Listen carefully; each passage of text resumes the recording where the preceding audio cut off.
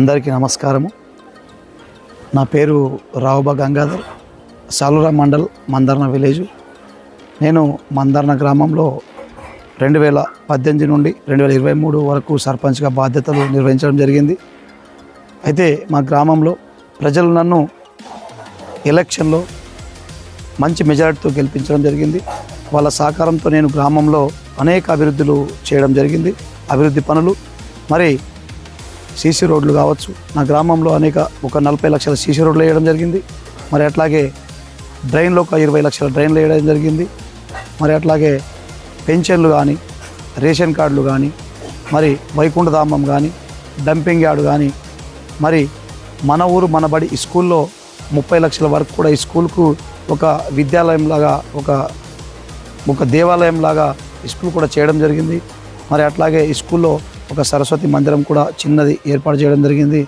దాంట్లో మరి అట్లాగే గ్రామంలో స్వచ్ఛ భారత్ కోసము మరి టాలీ కావచ్చు, హరితారం కోసం చెట్లకు నీళ్ళు ట్యాంకర్ కావచ్చు, స్వచ్ఛ భారత్ కానీ గ్రామంలో ఉన్నటువంటి తడి చెత్త పొడి చెత్తకి గ్రామంలో అందరికీ ఇంటింటికి డబ్బాలు కూడా ఇవ్వడం జరిగింది. మరి అనేక పనులు చేసినాం. అట్లాగే మరి ఎమ్మెల్యే గారిని కొట్లాడి మరి హున్సా నుండి మందర్ నుంచి సుంకిని వరకు బీటీ రోడ్, డాంబర్ రోడ్ కూడా వేయించడం జరిగింది.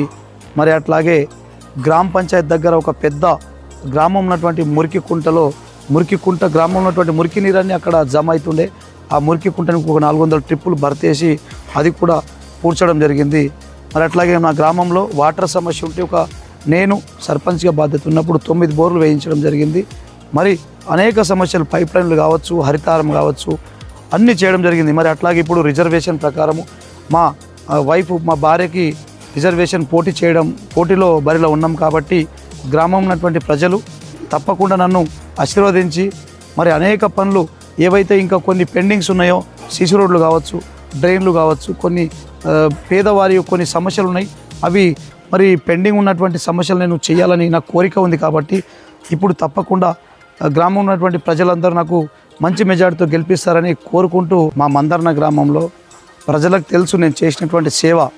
ఏ సమస్య ఉన్నా పోలీస్ స్టేషన్ కావచ్చు, అనేక సమస్యలు ఏదన్నా కానీ ప్రజలకు రైతు బీమా కావచ్చు, రైతు బంధు కావచ్చు, పెన్షన్లు కావచ్చు, రేషన్ కార్డు కావచ్చు, అనేక పనులు చేయించిన.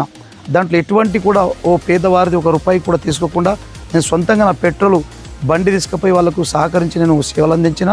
మరి నాకు నమ్మకము, నా గ్రామంలో ఉన్నటువంటి ప్రజలు నన్ను ఇంకా మంచి మెజార్టీతో గెలిపిస్తారని నాకు నమ్మకం ఉంది. మరి ఏవైతే నన్ను గెలిపించి ఆశీర్వాదిస్తారని నేను కోరుకుంటున్నా. మరిన్ని అప్డేట్స్ కొరకు మన ఛానల్ని సబ్స్క్రైబ్ చేయండి.